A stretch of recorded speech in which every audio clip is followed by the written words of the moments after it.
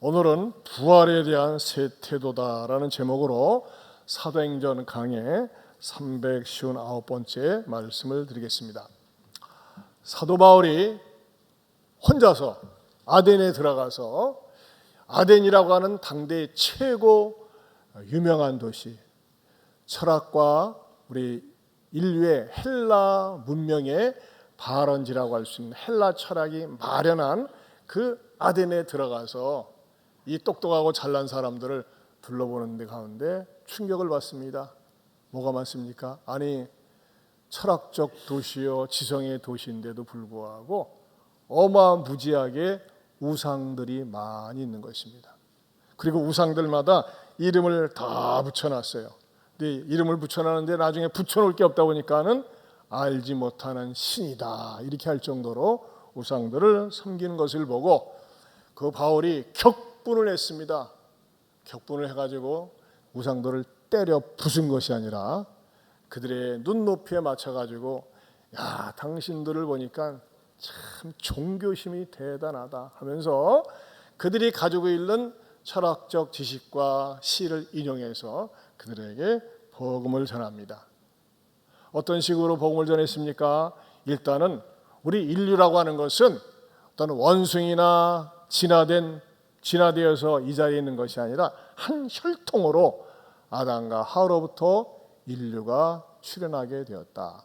그러나 아담과 하와로부터 모든 사람이 이 땅에 오게 되었지만은 불행한 것은 아담과 하와의 불순종으로 말미암아 모든 사람이 죄의 범주에서 벗어날 수가 없었고 다 죄의 오염이 되어서 사망에 이르게 되었는데 하나님이 정하신 그 사람, 즉 예수님을 통해서 모든 사람이 구원을 받도록 우리들에게 구원의 길을 열어주셨음을 말씀드렸습니다. 그러나 예수님에 대해서 복음을 들어보지 못한 사람, 예수님을 알지 못한 사람 어떻게 되는 거냐? 우리가 흔히 하는 말로 이순신과 세종은 우리나라의 너무너무 존귀한 인물들인데 이분들에게는 복음을 들어볼 기회가 없었는데 천국 갔을까? 지옥 갔을까? 궁금하기 짝이 없습니다. 이것에 대해서 유명한 황창현 신부, 이 천주교의 부흥사인 황창현 신부는 뭐라고 그랬어요? 난 그 장관 말이 재밌어요. 천국 갔을까? 지옥 갔을까? 나도 모르겠어요. 연옥에 갔을 겁니다 그랬어요. 황창현 신부가 연옥에 갔을 거라 그랬어요. 연옥은 존재하지 않습니다. 연옥은 천주교인들이 소위 사제들이 만든 가상의 세계이지 성경에 없습니다. 그래서 천주교에서 강조하는 게 뭡니까? 대부분의 모든 사람들 죄책감을 가지고 살아요. 그리고 당당한 게 없거든요. 그러니까 여러분들이 살아생전에 살아서야 똑바로 하세요. 에? 많이 좀 바치고요. 그래가지고 여러분 천주교는요 지금도 천지남 대성당 100년 공사를 지금도 하고 있어요. 어마무지합니다. 지금도 공사 중이에요. 그래서 성도들의 헌금을 갖다가 그런 데다 갖다 바치게 하고 전 세계에서 천주교가 제일 부자입니다. 부동산이 많습니다. 여기도 가면 우리 익산천 넘어가면 여기 천호 성지도 굉장하지 않습니까? 그게 왜 그러냐? 죽기 전에 살아생전에 죄짓 많이 졌죠. 고해성사하세요. 죄가 많습니다. 뭐 재산 가지고 하랍니까? 갖다 우리 천주님께 하나님께 드리세요. 그래가지고 딱딱 바치게 만드는 거예요. 사람이 죽기 전에 마음이 약하잖아요. 그러니까 그런 거 딱딱 바쳐가지고 그래가지고 충북 음성 꽃동네도 그렇게 해서 생긴 거예요. 그래가지고서 사람들을 심리적으로 교묘하게 이용을 해가지고서 말하자면 소위 종교 장사를 하는 것 가운데 하나가 천주교입니다. 이런 말 천주교인들이 들으면 기분 나쁘고 성질나겠지만 사실인 걸 어떻게 하겠습니까? 그래서 그렇게 하면 연옥에 가 있다가 천국으로 옮겨질 수 있습니다. 지금도 연옥교리를 가르치고 있습니다. 하지만 따라서 합시다. 연옥은 없습니다. 아멘입니까? 우리 백집사님은 목소리가 제일 낭낭하네. 따라서 합시다. 연옥은 없습니다. 뭐만 있습니까? 천국이냐 지옥이냐 둘 가운데 하나밖에 없다는 것입니다. 자, 바울이 이렇게 설교를 했어요. 그러면은 예수님 없이 살았던 사람들은 어떻게 되는 것이냐? 그때 하나님께서는 우리 모든 사람이 예수 이전에는 하나님이 간과하셨다 그랬어요. 눈 감아주셨다고 그랬습니다. 그럼 어떻게 구원을 받느냐? 그래서 하나님께서는 자기들이 살 길, 각자 도생의 길을 주셨는데 그것은 양심이라고 하는 것을 주셨고 영적인 기능을 주셨고 지성적인 기능을 주셔가지고 묵인하셨지만 하나님께서 나름대로 예수님 없이 살았던 사람들에게는 하나님의 방법대로 구원의 길을 열어주셨다 그랬습니다. 그러나 중요한 건 그게 아니라 옛날 조상들 천국 갔냐 지옥 갔냐 염려하지 말고 그것 때문에 에너지 소모하지 말고 지금 현재 우리들에게 구원의 정확한 좌표 길을 열어주셨으니 그분이 누구십니까? 주 예수 그리스도. 네. 우리에게 잘 안 나오시는 분은 이게 뭔 말인지 몰라. 우리는 이게 신호가 되어 있어요. 자, 지금은 너무나도 선명하고 분명하게 구원의 길을 마련해 주셨는데 그분이 누구십니까? 주 예수 그리스도. 그렇습니다. 주 예수 그리스도를 주셨어요. 그래서 지금은요, 예수님이 이 땅에 우리의 죄를 대신해서 십자가를 지시고 구속자로 오셨기 때문에 그 예수님을 믿지 않으면요, 얄짤 없어요. 심판받고 지옥에 갈 수밖에 없다고 하는 것입니다. 자, 이런 사실에 대해서 바울이 이제 아테네에서 이제 마감합니다. 마감 시간이 다 돼가는 거예요. 그러면서 오늘 본문에서 무엇을 증거한 겁니까? 부활에 대해서. 여러분, 기독교의 가장 중요한 핵심 교리는 십자가와 부활입니다. 근데 이 부활에 대해서 바울이 복음을 전하니까 세 부류의 반응이 있었어요. 첫째는 뭐냐? 조롱하는 사람이 있었어요. 조롱하는 사람. 32절을 보면요, 같이 한번 상반절을 읽어봅니다. 시작. 그들이 죽은 자의 부활을 듣고 어떤 사람은 조롱도 하고. 조롱했다 이겁니다. 놀러댔다 이겁니다. 이거 웃기고 자빠졌네. 날씨도 무더운데 무슨 헛소리하고 자빠졌어 하면서 말이죠, 헛소리한다, 조롱하고 놀러댔다고 하는 것입니다. 자기네들은 굉장한 철학적으로 수준이 높다 이거예요. 근데 뭐 죽은 사람이 살아나? 헛소리하고 있어. 죽으면 다 끝나는겨. 그렇게 생각하면서 이 사람이 죽었다가 살아난 것, 예수님이 부활하셨다는 것에 대해서는 철학적으로도 과학적으로도 이성적으로도 논리적으로도 쩍쩍쩍 아무리 얘기를 해도 맞지 않는다고 그들은 받아들였다고 하는 것입니다. 여러분, 역사 이래로 얼마나 많은 사람들이 예수님이 십자가에 죽으시고 부활하셨다는 이 사실과 진실에 대해서 없애버리려고, 안 믿으려고 광분했는지 모릅니다. 여러분, 이름은 좋아합니다.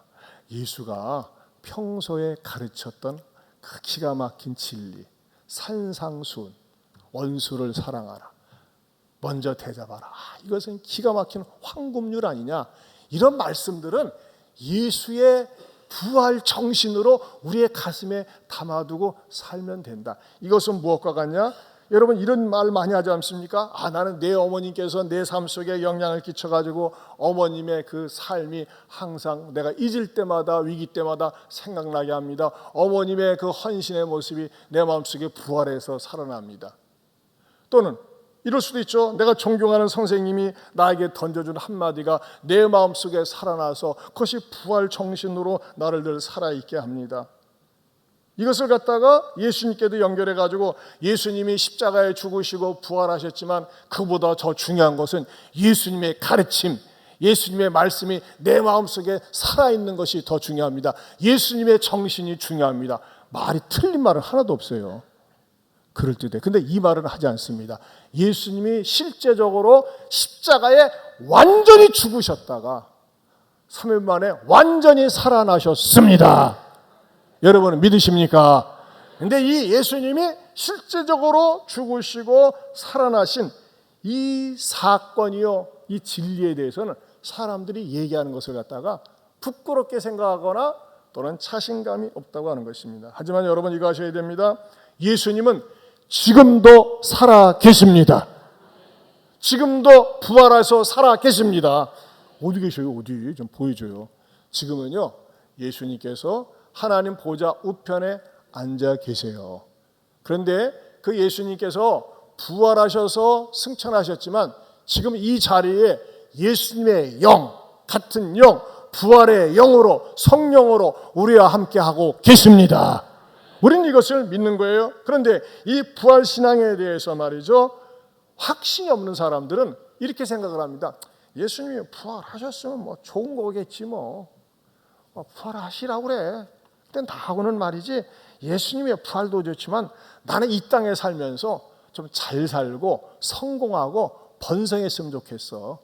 그 부활은 뭐 나중에 일이고, 부활했으면 어떻고 안 했으면 어때. 나는 그저 예수 믿으면서 이 땅에서 내가 하는 일이 잘 됐으면 좋겠어. 형통했으면 좋겠어. 이런 기복적인 것에 관심을 가는 사람들이 의외로 많이 있다고 하는 것입니다. 여러분 가운데 각 줄마다 한 명씩 있어요.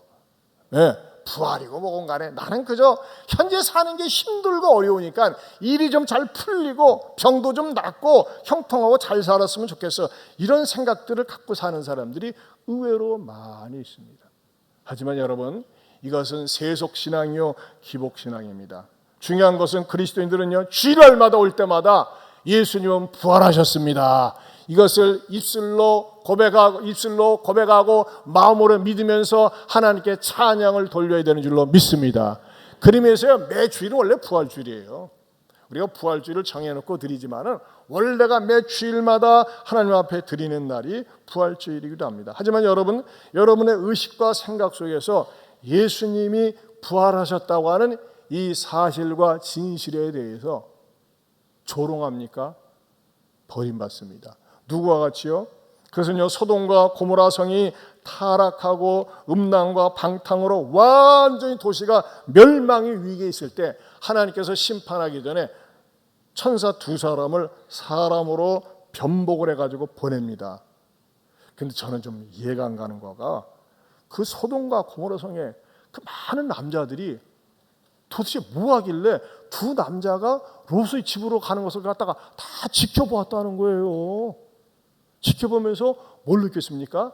남자 새끼들이 성욕을 느낀 거예요. 성욕. 남자가 남자한테. 그리고 어떤 성욕을 느꼈어요? 야, 저놈들은 싱싱팔팔하다. 참 깨끗하다. 저놈들하고 한번 있잖아, 못된 짓을 하면 좋겠다. 동성애를 했으면 좋겠다. 성교를 했으면 좋겠다. 있다고 생각을 하고서 말이죠, 막 쫓아온 거예요. 쫓아가가지고 롯의 집으로 들어가는데 막 문을 흔들어 두르면서 야, 잠자지 말고 깨! 하면서 말이죠, 그 새로운 싱싱한 것들을 갖다가 우리한테 좀 보내줘, 그렇게 얘기를 했습니다. 그때 롯이 안 된다고 하면서 말이죠, 강하게 만류하고 심지어는 내 딸들을 줄 테니까 건들지 말라고 막 이렇게까지 얘기해도 막 난리를 치니까는 이 천사들이 손을 들어서 기도를 하니까 막 문을 두들기고 막 부수려고 했던 그 사람들이 갑자기 눈이 멀어버렸어요. 어딘지 모르는 거예요. 그랬을 때 이 천사들이 롯에게 뭐라고 얘기합니까? 이렇게 얘기를 합니다. 창세기 19장 14절 말씀 같이 보겠습니다. 롯이 나가서 그 딸들과 결혼할 사위들에게 말하여 이르기를, 여호와께서 이 성을 멸하실 터이니 너희는 일어나 이곳에서 떠나라 하되, 그의 사위들은 농담으로 여겼더라. 참, 장인 어른이 날씨가 더우니까 머리가 이렇게 돌아버렸나 보네 하면서 농담으로 여겼다고 그랬어요. 농담, 장난으로 여겼다고 그랬어요. 여러분, 이 장인되는 롯은 얼마나 진지했는지 모릅니다. 그런데 농담으로 여겼다고 그랬어요. 비웃었다고 그랬어요. 이것을 농담으로 받아들이는 이 롯의 사위들, 이 새끼들은 완전히 싸가지가 없는 놈의 새끼들이에요.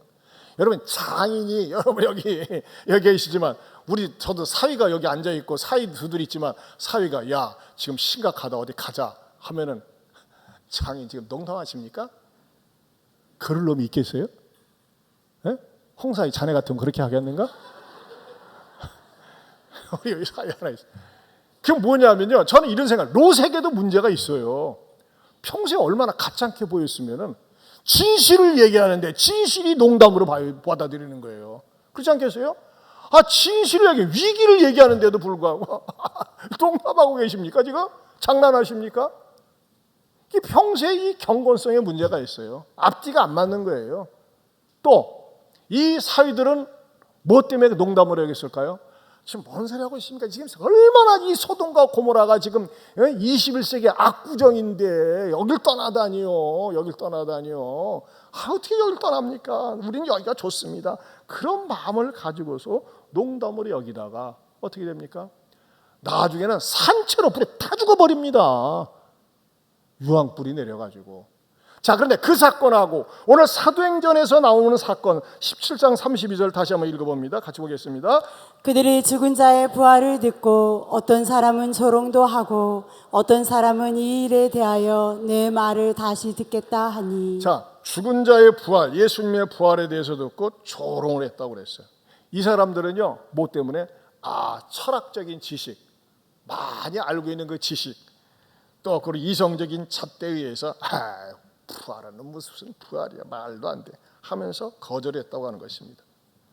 그러나 이들도 마침내 주님 재림 때는 영원한 지옥 불구덩이 속에 떨어져 가지고 영토로 고통을 당한다는 거예요.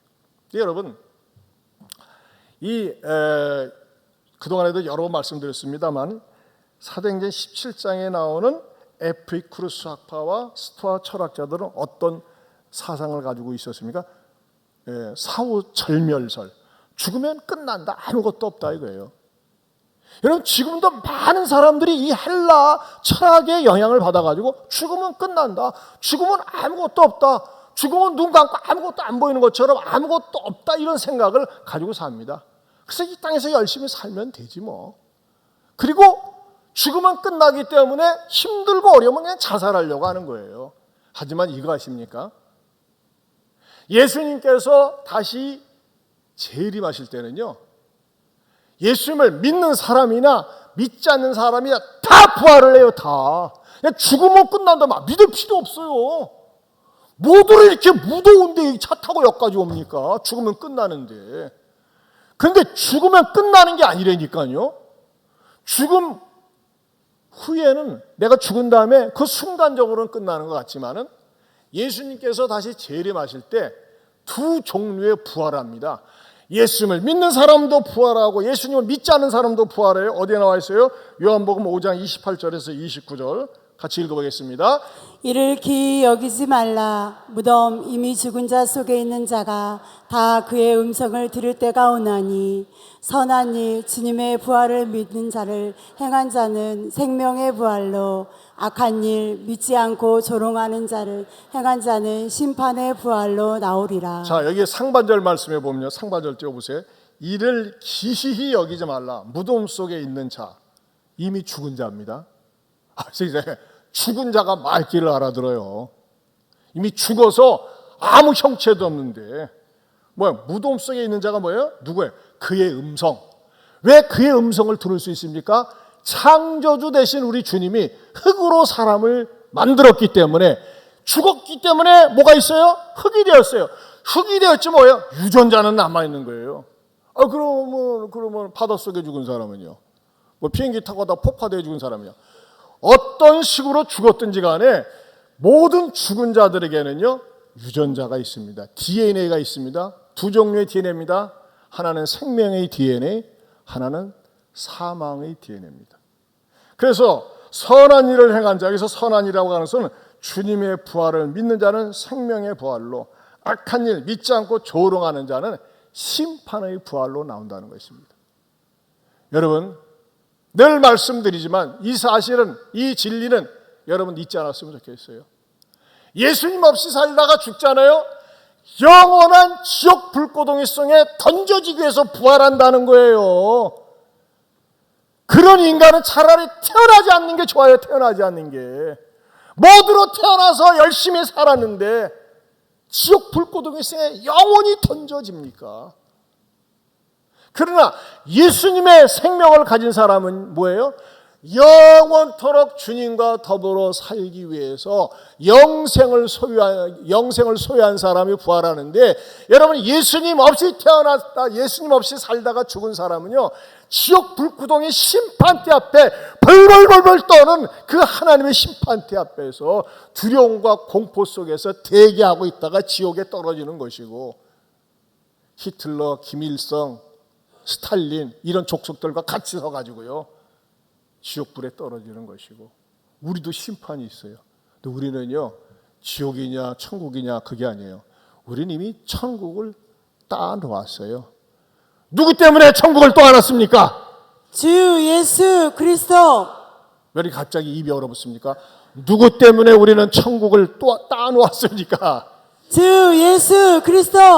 그럼 우리는 심판이 있는데요, 이 지옥벌을 받기 위해서 기다리는 사람들의 심판하고 차원이 달라요. 우리의 심판은 뭐냐면 누가 1등이냐, 누가 2등이냐, 누가 금멸류관이냐, 생명의 면류관, 의의 면류. 우리는 시상대라는 겁니다. 차원이 다릅니다. 질이 다릅니다. 저도 그렇고 여러분도 그렇고 우리 주님 다시 재림하실 때 주님의 심판대가 그 시상대에서 상 받을 수 있는 하나님의 아름답고 자랑스러운 일꾼들이 될 수 있기를 축원합니다. 그걸 생각하면요, 영광일세, 영광일세, 내가 누릴 영광일세, 영광이 기다리고 있는 겁니다. 그것을 기다리면서 사모하면서 살 수 있기를 축원합니다. 두 번째는요, 오늘 본문에서 차차의 함정에 빠진 사람을 발견할 수 있습니다. 32절 말씀을 다시 보면요, 같이 보겠습니다. 그들이 죽은 자의 부활을 듣고 어떤 사람은 조롱도 하고 어떤 사람은 이 일에 대하여 내 말을 다시 듣겠다 하니. 아이고 웃기고 있네. 부활 무슨 얼어 죽을 부활이냐, 이렇게 조롱하고서 뒤를 돌아도는 사람도 있는 반면에, 가만히 있어, 나 지금 바쁘니까 다시 드릴게. 다시 미뤘어요. 결단하지 못하고. 근데 어떻습니까? 다시 듣겠다고, 나중에 듣겠다고, 차차 듣겠다고 한 사람은 어떻습니까? 33절에 뭐라고 어떻게 나와 있습니까? 이에 바울이 그들 가운데서 떠나매. 떠나버렸어요. 듣고 싶은데 떠났어요. 그 사람, 이런 사람들은 무슨 노래 부를까요? 때는 늦으리. 때가 늦어버려, 때가 늦어버려. 여러분, 때가 늘 있는 게 아니에요. 여러분, 항상 기회는 늘 있지 않습니다. 종종 전도를 나가다 보면요, 나는요 지금 바빠요, 할 게 많이 있어요, 열심히 뭐 공부해야 돼요, 돈 벌어야 돼요. 그러면 늙고 기운 없고 할 일 없고 갈 데 없을 때 그때 나갈게요. 여러분, 교회가 경로당인 줄 아십니까? 교회가 뭐 요양원인 줄 아세요? 아니에요. 기회가 있을 때, 복음을 들을 수 있을 때 믿을 수 있기를 축원합니다. 무디가 말이죠, 어떤 젊은이를 사랑했어요. 복음을 전했는데 하도 깐족깐족대고 말이죠. 저는요 젊은 날은요 저 즐기고 싶어요, 놀고 싶어요, 마음껏 살다가 저는요 믿기는 믿는데 죽기 전에 믿고 싶습니다. 죽기 전에. 아니, 왜 그 죽기 전에 믿으려고 그러나? 이 예수님 보세요. 예수님도 죽기 전에 강도 하나가 예수님 믿지 않았습니까? 이런 인간을 일컬어서 뭐냐? 식자우환이다. 아는 게 병이다. 여러분, 저도 옛날에 그런 야망이 있었어요. 어려서부터 태어나가지고 한 번도 교회를 떠나지 못했어요. 맨날 교회, 주일도 교회, 수요일도 교회, 또 심지어는 구역예배도 하나 교회 중심으로 살았는데 이 젊은 날 좀 억울하더라고. 말이지, 나는 이 어떻게 된 팔자가 담배도 한 대 못 바라보고 술도 남들이 술 먹을 적에 칵칵대는 게 얼마나 부러운지 한번 말이죠. 나는 이것도 한번 못 해보고 이게 뭐야, 이게 완전 쫌생이처럼 맨날 교회나 다녀야 되고 하면서 말이죠.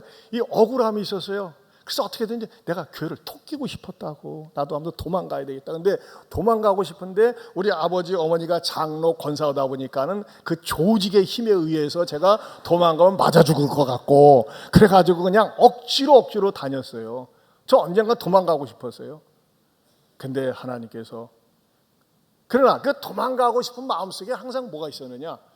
구원의 나의 확신이 나한테도 있었으면, 진짜 믿음이 생겼으면, 그런 간절한 마음을 가지고 있다가 제가 서대문에 옛날 순복음교회에서 집회할 때 김남식 목사님이라고 계셨는데 그 목사님이 집회하는 가운데 말씀을 선포하는데 늘 들었던 말씀인데 그날 말씀이 믿어지는 거야.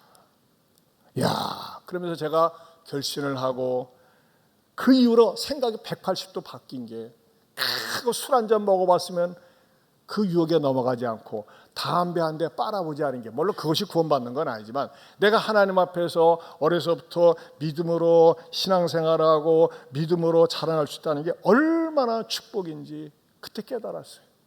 그래서 이게 목사가 된 거 아니겠어요? 여러분, 무지가 찾아갔어요. 찾아가는데 어떻게 찾아갈게요? 다 시든 꽃다발, 꽃잎도 시들시들하고 말이 볼품은 꽃다발을 가지고 갔어요. 아니, 어떻게 신방으로 오면서 문병으로 오면서 시드른 꽃다발을 가지고 오십니까? 이렇게 막 화를 내니까 이봐 젊은이 기분 나쁘지? 내가 자네를 얼마나 사랑했는 줄 알아? 예수님 믿자고 하니까 늙은 다음에 하겠다고? 하나님도 늙은이시래 이렇게. 젊은 날 말이지 기회가 있을 때 다 버리고 이리저리 깐족거리면서 하나님 멀리 떠났다가 늙고 기운 없으면 오겠다고? 하나님도 그런 거 싫어해. 그러자 이 젊은이가 크게 교훈을 얻었다는 거 아니겠습니까? 근데 여러분 이거 하셔야 돼요. 우리가 내가 늙은 다음에 믿겠다, 늙은 다음에 열심히 하겠다. 물론 늙은 사람도 쓰십니다. 저도 늙었으니까. 근데 여러분 이거 아십니까? 예수님을 지금 믿어야지. 기회가 있을 때 믿어야지. 믿으면요, 자꾸 믿으면은 오늘 할 일을 내일로 미루면요, 이 죄악의 관성의 법칙 때문에 자꾸 미뤄지고 마음이 자꾸 굳어집니다. 단단해집니다. 나이 든 사람은요, 웬만하면 감동을 못 받습니다. 웬만하면 다 그러려니, 다 그럴듯하니 항상 못 받습니다. 근데 아이들을 보세요. 젊은 사람들 보세요. 은혜를 잘 받습니다.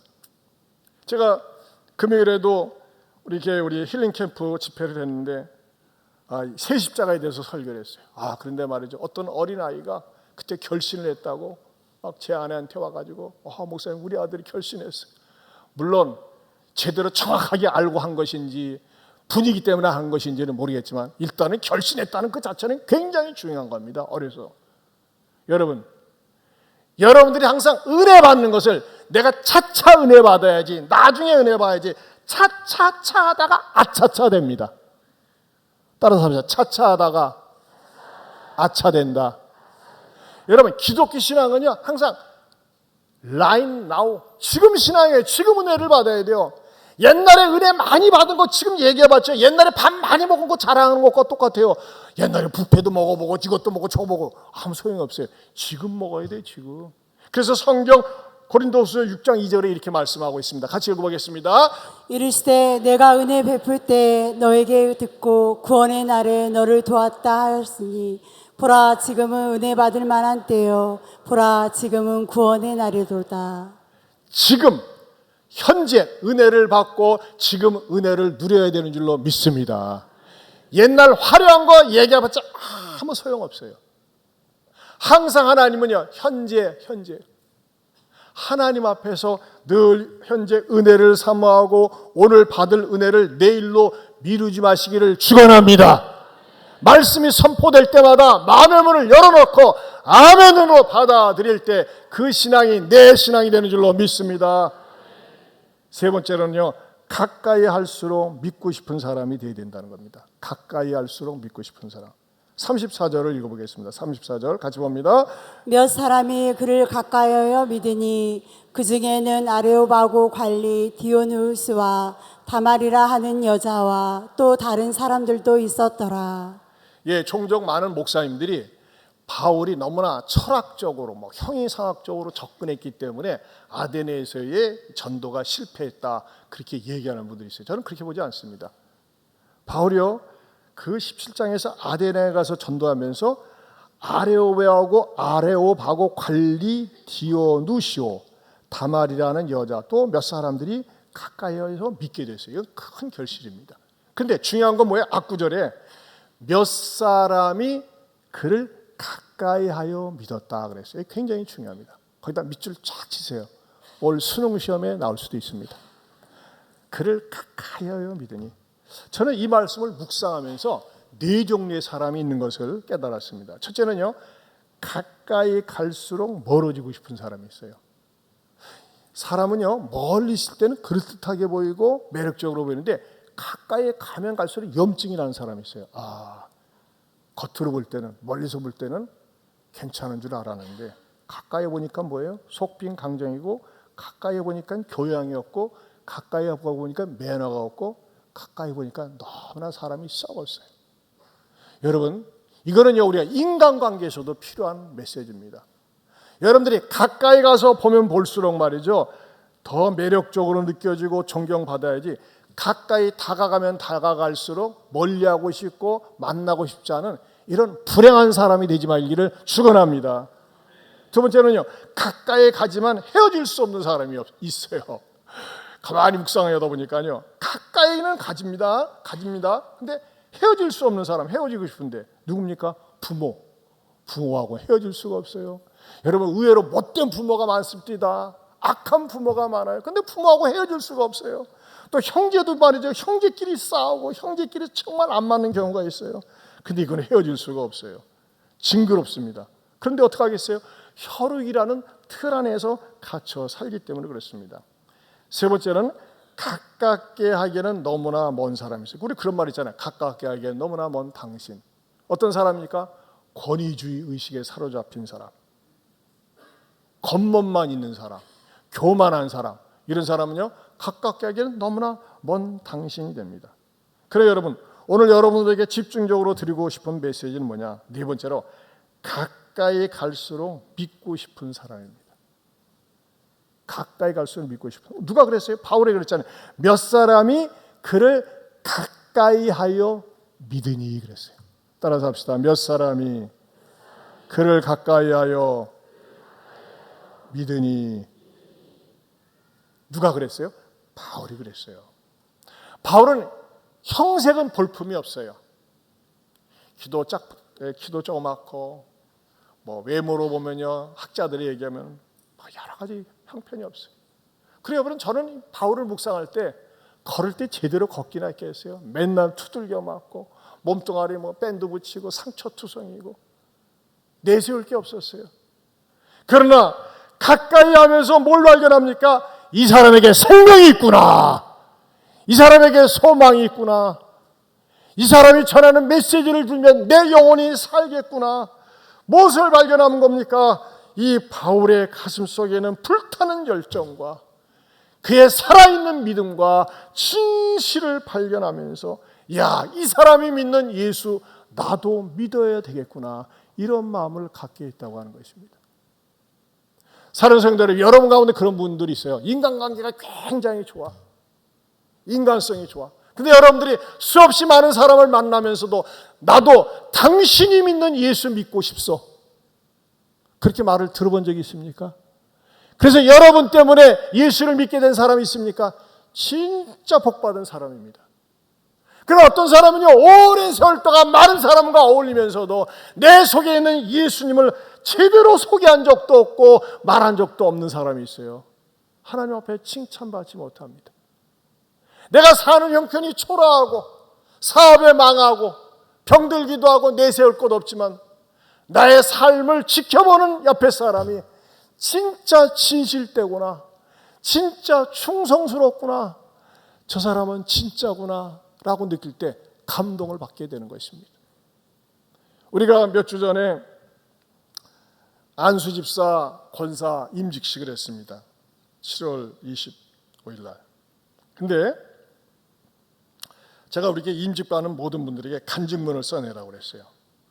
근데 그 설교를 준비하는 가운데 간증문을 쭉 훑어보다가 이번에 임직받은 정임래 권사님이라고 계시는데, 그 권사님의 간증을 보면서 정말 마음에 잔잔한 감동을 받았어요. 제가 한번 소개시켜 드리려고 그래요. 유년 시절 마을에 교회가 있던 덕분에 자연스럽게 주일학교에 다녔습니다. 그래서 하나님의 존재는 인정하나 예수님에 대한 믿음은 없었습니다. 설교를 들어도 어떤 부분은 믿어졌지만 어떤 부분은 신화처럼 생각했습니다. 많은 사람들이 그렇죠. 믿음 없던 저는 모든 것을 제 힘으로 해결하려 애쓰며 살았고 앞날의 걱정으로 삶은 버거워졌습니다. 저는 저 한 사람의 삶도 감당하기 어려웠기에 앞으로 남편과 자녀의 삶까지 책임질 자신이 없던 저는 결혼에 대한 구체적인 생각을 싫어했습니다. 많은 사람들이 그런 것 같아요. 젊은이들이 어떻게 내가 남의 사람을 책임지니까 어떻게 애를 납니까? 그렇겠죠. 그러던 중 언니의 변화된 삶이 눈에 들어왔습니다. 형부가 버린 일로, 사업하다가 버린 일로 쫄딱 망해서 연탄 보일러 단칸방으로까지 이사해야 하는 형편이 된 언니는 이제 갓 태어난 뛰기 시작하는 첫째 아이 손을 잡고 또 막 걷기 시작하는 둘째를 업고 거의 매일 교회에 다니는 것이었습니다. 세상에 얼마 후에는 구역장이 되었다며 자주색 구역장 가방을 들고 다녔습니다. 쓰레기 봉투 살 돈조차 없는 형편에도 국이나 반찬을 혼자 사시는 옆방 할머니께 가져다 드리며 이것저것 살펴드리고 부부 문제로 힘들어하는 옆집 아주머니가 찾아올 때마다 옆에서 들어주고 기도해주며 또 다른 집의 자녀들은 자주 봐주는 것이었습니다. 저는 그런 언니가 도무지 이해되지 않았습니다.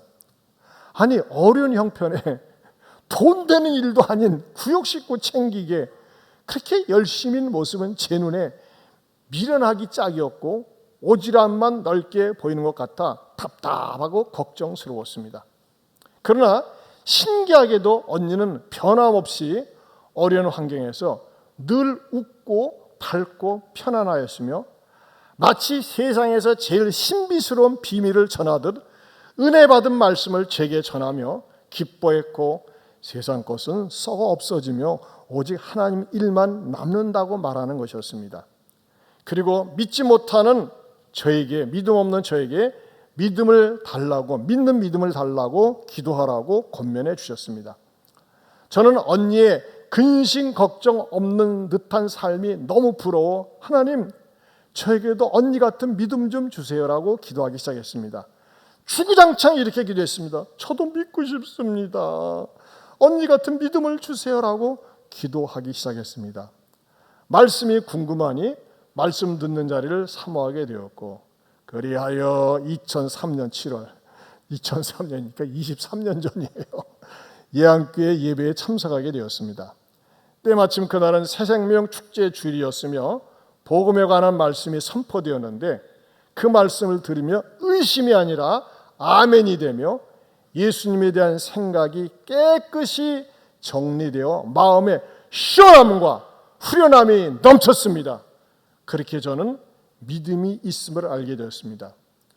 저는 지금도 여전히 조금 불안한 미래 속에 살고 있습니다. 그러나 예전에는 한 사람의 미래만으로도 버거웠던 제가 이제는 남편과 두 자녀의 미래까지 품고 살아도 이전과 다르게 주님이 주시는 평강으로 편안함을 누리며 살고 있습니다. 저는 예수님의 사랑을 자랑하고 세상에 알리고 싶은 소망이 있습니다. 성령님께서 먼저 일하시리라 믿으며 이렇게 말씀이 살아있고 예수님의 사랑을 전하는 믿음의 공동체 예안교회를 허락하신 하나님 아버지께 감사합니다. 은혜가 되십니까? 우리 하나님께 영광의 박수. 여러분 신기하지 않습니까? 사업 쫄딱 망해가지고 연탄 보일러 단칸방에서 네 식구가 사는데 단칸방에서 얼마나 처참합니까? 그래도 항상 밝은 거예요. 항상 기쁜 거예요. 늘 주려고 해요. 베풀려고 해요. 이게 뭡니까? 부활신앙이에요. 근데 말이죠, 제가 애프터 그 이후로 어떻게 살고 계실까? 여전히 단칸방에서 사시는가? 여전히 가난한 가운데서도 이렇게 사시는가? 궁금해가지고 물어보고 싶더라고. 근데 물어볼 기회를 놓쳤어요. 그러다가 이번 힐링 캠프 때 권사님을 만났네. 권사님, 제가 이번 주일날 권사님 간증문을 인용하려고 하는데 요즘 언니 근황은 어떻습니까? 언니가요 미국으로 이민을 가셔가지고 현재 전도사님으로 계시고, 형부는 말이죠 3D 업종에서 일을 하는데, 여러분 3D 업종 일은요 미국에서 인기가 짱입니다. 인건비가 셉니다. 그 아까 끝나고 나가서 이제 동서가 우리 선종대 집사님이니까 아들들은 어떻게 지냅니까? 내가 아들들까지는 안 물어봤거든. 아들들 하나는 지금 이렇게 한국에 와서 군복무 지금 제대 앞두고 있고, 아들 하나는 회계사라고 일하고 있대요. 회계사 시시한 거 아닙니다. 그걸 보면서 역시 하나님 나라와 복음을 위해서 가난하고 어려울 때에 낙심하지 않고 주눅들지 않고 편함없이 충성을 했더니 이 땅에서도 하나님께서 보상해 주시고 채워주시는 것을 느꼈어요.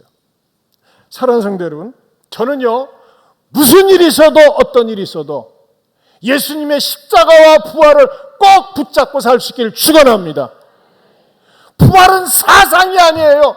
이론이 아니에요. 믿음입니다. 예수님은 모든 인류 가운데 유일하게 죽으셨다가 3일 만에 부활하셨습니다. 내 죄를 위해서 죽으셨고 내 의를 위해서 살아나셨습니다. 믿으십니까? 이 부활신앙을 가진 사람은요, 삶 속에 특징이 있어요. 환경의 영향을 받지 않습니다. 좀 가난하다고, 실패했다고, 몸에 병들었다고 주눅 들거나 처지지 않습니다.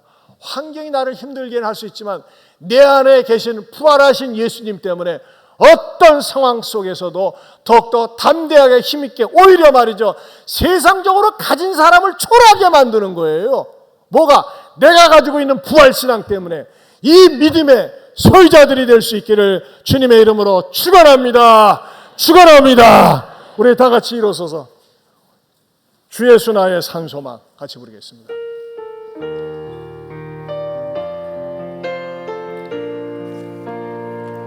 깊은 절망의 수렁 가운데 주님께 닿을 수 없던 우리, 어두운 밤 중에 하늘을 향해 주의 이름 나 부르네. 어둠을 뚫고 오신 주 사랑, 나의 절망 거두셨네. 주님의 공로 다 이루셨네. 주 예수 나의 산소망, 그 누가 주의 자비를 다하라. 한없는 은혜 증량할까. 영광을 떠나 이 땅에 오신 죄가 되신 구주 예수, 주의 십자가 내게 말하네. 영원히 난 용납되네. 아름다운 신화 나는 주의 것, 그리스도 나의 산소망. 할렐루야 주를 찬양하여라. 할렐루야 자유케 하셨도다. 죄의 저주 끊으신 주께 구원이 있도다. 주 예수 나의 산소망. 할렐루야 주를 찬양하여라. 할렐루야 자유케 하셨도다. 죄의 저주 끊으신 주께 구원이 있도다. 주 예수 나의 산소망.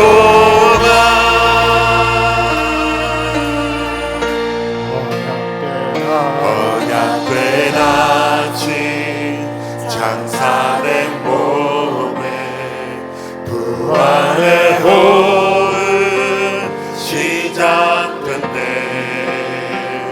유다의 사자 위험찬 선포, 사망이 무너졌도다. 이제 사망은 무덤이 우리를 주장할 수 없는 유다의 사자 위험찬 포로, 사망이 무너졌도다.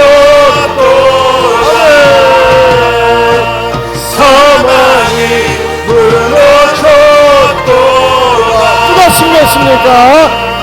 주 예수 승리하셔. 주 손을 높이고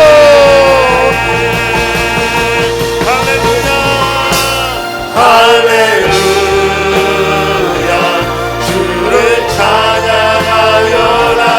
할렐루야 자유케 하셨도다.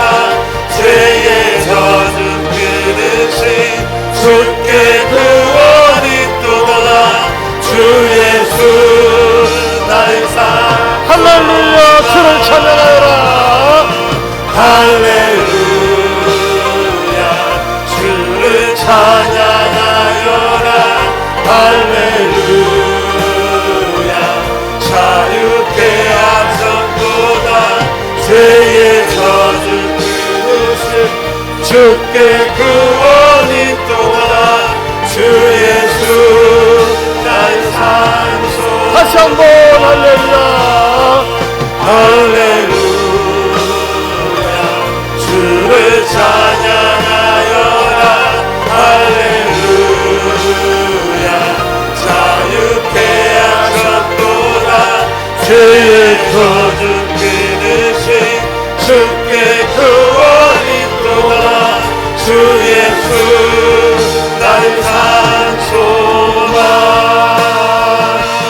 그리스도 나의 산소만. 주님은 나의 산소만. 사랑하는 형제자매 여러분, 여러분 가운데는 예수님이 나의 죄를 위해서 십자가에 죽으시고 나의 의를 위해서 3일 만에 부활하셨다고 하는 이 역사적인 사실과 오늘날 적용되는 진리를 믿으십니까? 그렇다면 여러분, 환경이, 상황이 여러분을 어둡게 하고 답답해도 주눅들지 마세요. 하나님 부활의 산소만 가지고 더욱더 힘있게 살게 하여 주시옵소서. 믿음이 없는 분 계십니까? 난 아직 믿어지지 않습니다. 받아들이지 않습니다. 이런 분들은요, 믿음 달라고 기도하세요. 하나님, 저는 믿음이 없네요. 남들은 아멘 하는데 아멘이 되어지지 않습니다. 억지로 되지는 않습니다. 하나님, 믿음 없는 것을 도와주시고 이 믿음을 갖게 해달라고. 우리 한번 이 시간에 두 손 들고 주여 한번 부르고 통성으로 기도합니다. 주여.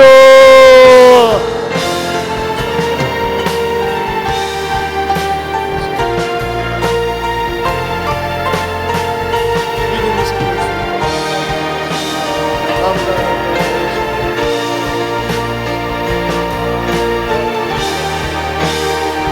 사랑하고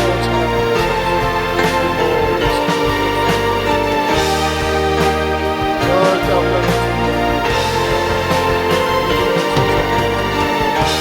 아무나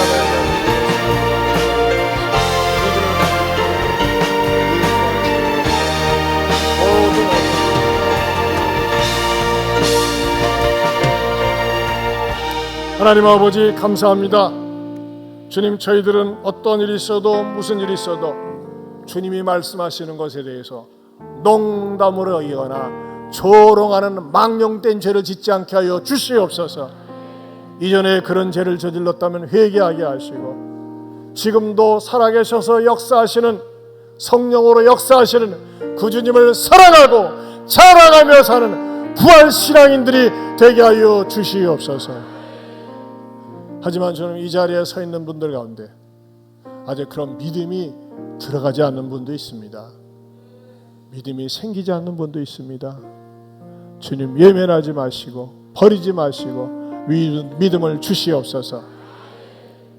혹시 이 자리에 서 있지만은 남들은 저렇게 힘있게 찬양을 부르지만 아멘이라고 하지만 여전히 내 마음속에는 의심이 있고 믿어지지 않는 분 계십니까? 가슴을 두 손에 이렇게 대세요. 제가 여러분을 위해서 기도해 드릴게요. 가슴을 이렇게 두 손에 대세요. 한번 따라서 하세요. 하나님 아버지, 부족한 저에게도 믿음을 주시옵소서.